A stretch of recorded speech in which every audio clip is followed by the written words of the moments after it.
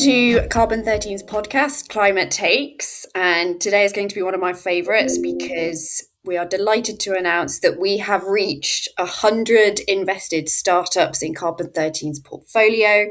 That is a huge milestone. I'm joined by co-founders of Carbon13 who've literally done this with their bare hands, Michael and Nicky.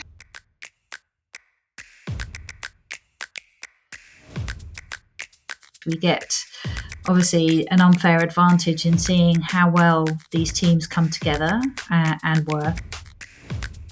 If you want to build a climate tech startup and you're still looking for that perfect team, you should come to our program. And it's an amazing experience to meet so many like-minded people that are all keen to build something that really matters. And that's always what we're focused on. How do we train every founder to think about impact, but very much tie that impact to a commercial proposition, because we are all about getting these solutions out into the world in a really big way. I almost want to use this to make a shout out to people out there that maybe work in corporates and want to be involved in building startups, or academics, people in the universities that are thinking about how do we get more out of our student entrepreneurship. Hi guys, how are you? Yeah, good. Hi, Thanks, Sarah. Yeah, a big milestone for us, and one we've been working on for a little while.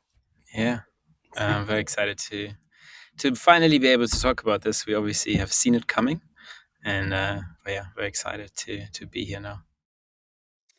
Yes, it was inevitable, but not necessarily simple. We made our first investments in 2021, right? So that's 100 since 2021. Do you want to tell us what is the point of this portfolio? What is the Carbon13 thesis?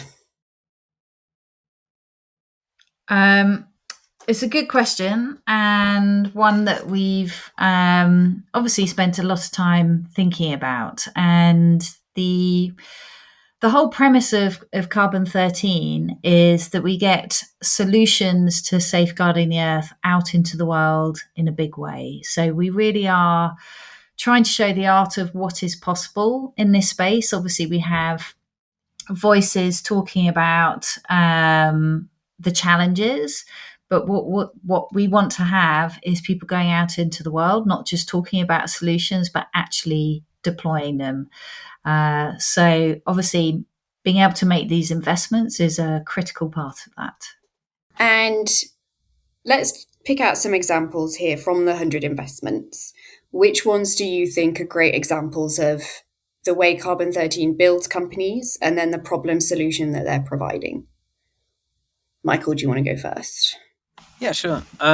So a company that currently is doing incredibly well and is a really good example of how much we can speed up the development from lab to sort of industrial pilots, and then sort of go out into the market and make a big difference is Cocoon Carbon, where you have two technical co-founders who joined from both from Cambridge University, and they had been looking at different technologies in the sort of green steel space.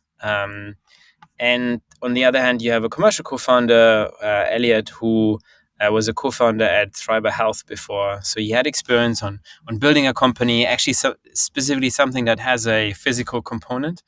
And he came to the program because obviously he knows how to build a business, but he was looking for some technical co-founders, scientific co-founders that have a specific idea for something that really moves the needle, right? Like not to build another carbon accounting calculator, but find something that really moves the needle in an industry that he might not be as familiar with. And together they have been building Cocoon Carbon. They have raised quite a bit of money and now have gone from lab to basically a pilot with a steel plant in the US, and several coming up very soon. That's one example. Another example would be in our European program, we had a company called Tetrax. So very different technology. It's an AI platform, agentic AI platform to help software being basically in the due diligence process of solar development. So solar developers, when they decide on a new location, they have to go through a lot of processes, a lot of documentation to decide which is the best place for the solar development. And with that solution, they can bring down that time by over 10x, and therefore obviously roll more solar out and actually be faster in the deployment of solar, which is something obviously that we want. And the team came out of our Berlin cohort where two Spanish co-founders that hadn't known each other came individually to our program, and they met, decided to start a company with a third co-founder, Ekaterina, who is based in Germany. And really exciting team, currently raising really good first round of funding after our program. And I say, just building on that, it really speaks to the heart of what we're doing. Obviously, 100 investments across a variety of different sectors. And it's the team that gives us that edge. We get, obviously, an unfair advantage in seeing how well these teams come together and work. And that's the same regardless of whether they're working in energy, maybe green chemistry, on an AI platform. We get to see that very much firsthand. Yeah. Are there any other specific examples you'd want to name check, Nicky? Yeah, I mean, it's always difficult because you don't want to have favourites, but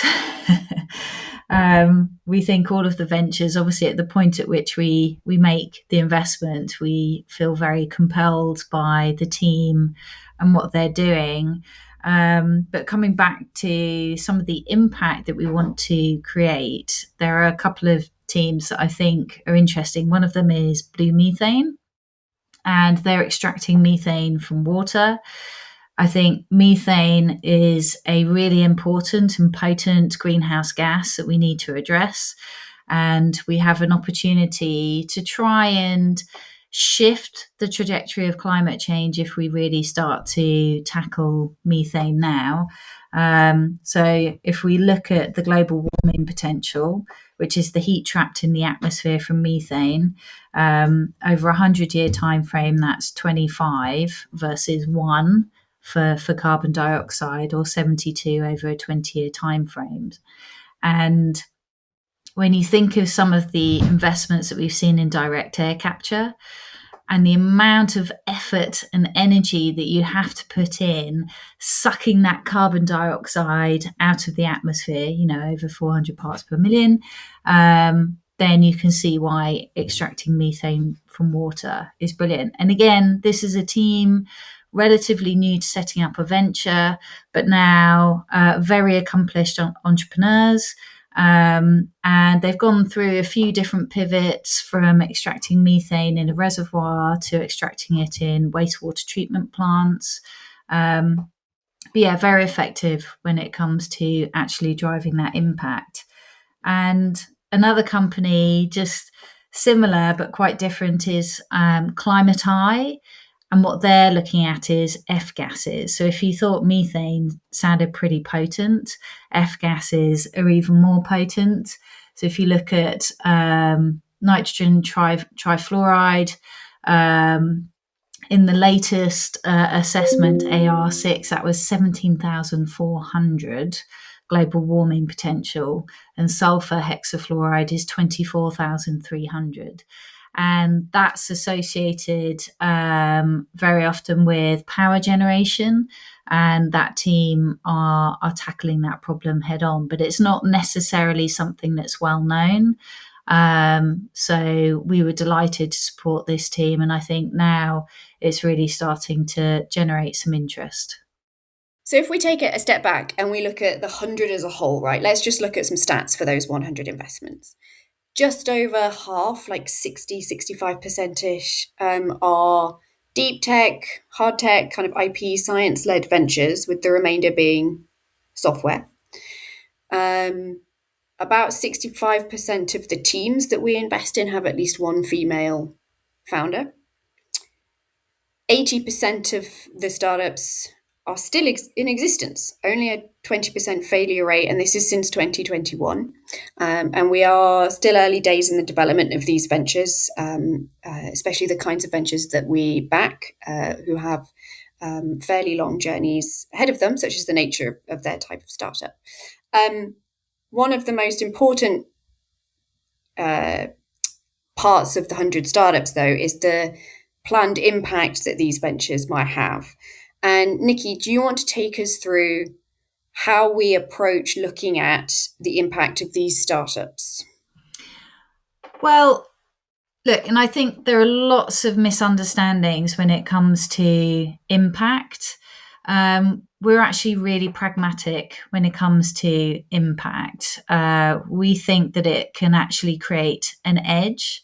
So, evaluating impact upfront can feed into your ideation process.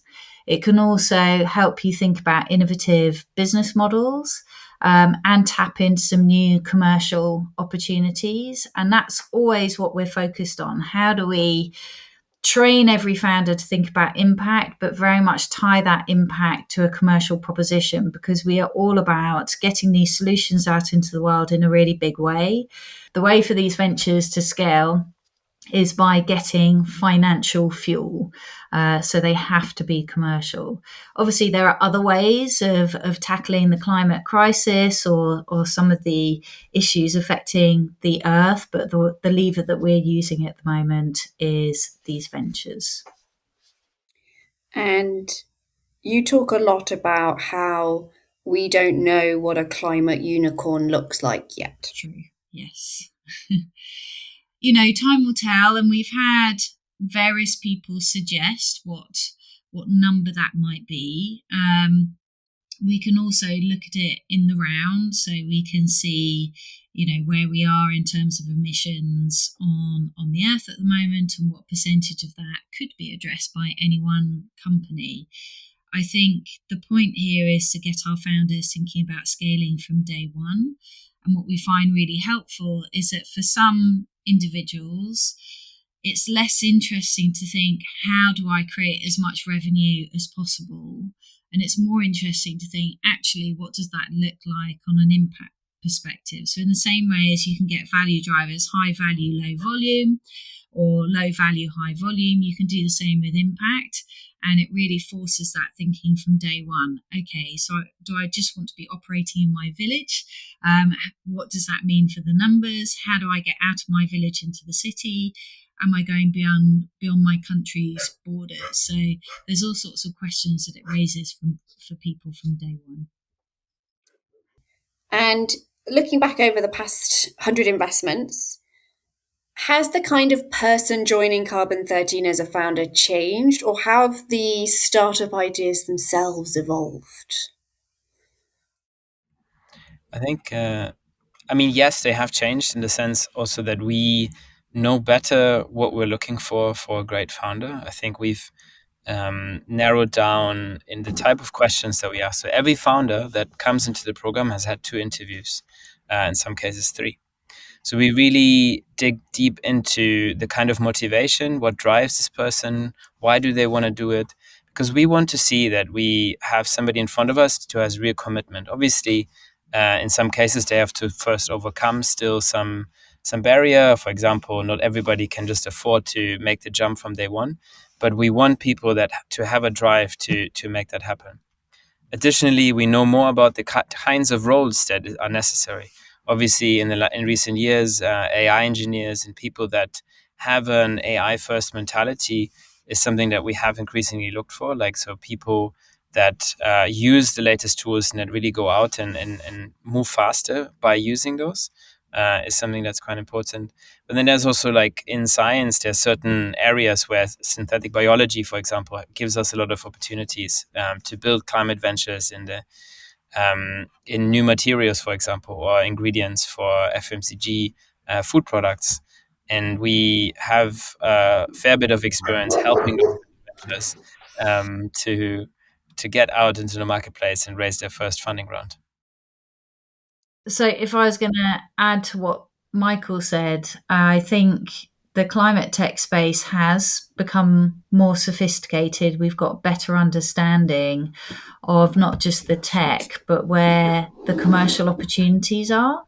And increasingly, we do expect founders to come in with some sort of an idea, either a commercial frustration or a technical trajectory that they've been pursuing for the last few years. And it's now at a stage where they recognize it is potentially commercially interesting. So we're not so much seeing teams that come together and really trying to formulate an idea from scratch. There is something sitting behind that. And we love that because most of our teams typically can hit the ground running. And moving into 2026, what's our advice to climate founders? Yeah, well, we've seen a lot of change. It was a very different fundraising environment a few years ago to what it is now. So those fundamentals of a business are really critical. We also know that AI is enabling certain things to happen really quickly. One of them is software. So whereas a few years ago, seeing a software demo demonstrated some capability in the team that was quite interesting. Now we know it's quite quick and relatively easy to develop some software, which of course means it's very quick and easy for someone else to develop the same software. So we're more interested in some of the unique data sets perhaps that people can get their hands on, and obviously some of the intelligence sitting behind that. And then I would say on the hardware, obviously I think we've got better as well in how we support those teams and help them secure IP or engage with universities, leverage grants, etc. Carbon13 is this ecosystem, and we've had a lot of support from lots of different kinds of people and institutions. And in particular, how have partnerships with corporates helped our startups meaningfully? I think it's a good point. And there's obviously a lot of people that helped over the years. And one of the main ways that we have a lot of people involved is our domain experts. So those are people from industry often, so R&D people, but also industry experts in energy as well as a built environment and so on. But then specifically, we have certain corporate partners that have been engaging with our program from day one. And we think it's a really important sort of trait of founders is being able to use this kind of resource that you give them and finding ways to leverage that. It's also that, yeah, I mean, we have found people that are really believing in that same mission of bringing together entrepreneurs, setting them up with the right foundation, and therefore, and in that way, sort of being able to get these kind of climate solutions out into the world faster. And yeah, we've been very grateful to work with the likes of Siemens Energy, Barclays, EY, and even BP have been corporate partners in our program. And what are your hopes for the next 100 invested ventures?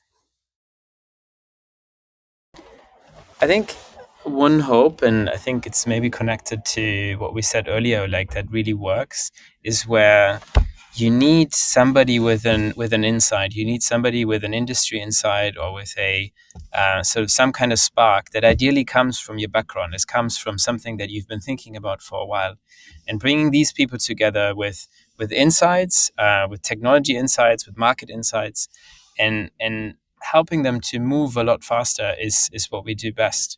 And that in 2026, with these 100 investments, now having done those, I think people see that we are the place. If you want to build a climate tech startup and you're still looking for that perfect team, you should come to our program. And it's an amazing experience to meet so many like-minded people that are all keen to build something that really matters. I mean, firstly, it's quite a daunting thing because this is quite a significant milestone. I think we will increasingly interrogate where the differentiation is on ventures coming forward. But obviously with that, we're also, I think, better at providing support for specific trajectories. And I think that's quite a powerful combination. We know that there are other partners that we want to work with, other institutions that we're looking to engage with, and fundamentally some phenomenal founders that we have on our waiting list already, but also that we keep talking to. And that's really where the excitement comes from. I think whilst we've still got this incredible sort of caliber of individual coming to us, as Michael said, with some kind of insight, and we can deliver the support that they need to develop that venture and get that solution out into the world, then who knows what will happen with the next 100. We know that there are some significant pain points in the world. One of them is around energy. So we've electrified transport, electrified heat, and now we've got data centers. So it's causing huge pain points. And that's not just the generation of energy, it's also energy efficiency. We also know that there are some shifts in how you tackle that problem, depending on whether you're essentially in the north or in the south, and how AI interacts with everything that we do is something that we're really alert to. But we can't shy away from the hard problems. And whilst many businesses are still relying on decarbonising through introducing renewables, many of them haven't got concrete solutions post 2030. So we need to be investing in the innovations that can really help do that 2030 beyond drop in impact for these businesses. I think you just an interesting point that you just made is sort of, we almost want to use this to make a shout out to people out there that maybe work in corporates and want to be involved in building startups, or academics, people in the universities that are thinking about how do we get more out of our student entrepreneurship. And we would love to for you to approach us and come into a conversation how we can build more things together in 2026.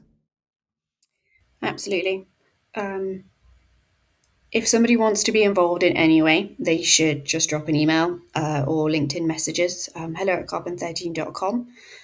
Look, applications for our next venture builder programs in the UK and Europe will open in January. Applications for our accelerator will open in Q1 as well. And if you are somebody who wants to add to the fuel of our ventures from an investment point of view, you should also get in touch and we can discuss that. Thank you very much for listening to Climate Takes 100 Investments. And I think you'll join me in saying a huge well done to Nicky and Michael for this humongous effort for several years to get to this point. So well done, guys. The whole team. Raise it, yes. Well, and everybody in the Carbon13 team, we all got together last week in Cambridge. They're all wonderful in every single way, and that's one of the joys of working at Carbon13. It's the people that you're working with, and that's how we've got to 100, I think. So thank you very much for listening. Thank you. Thanks for All the having best. us.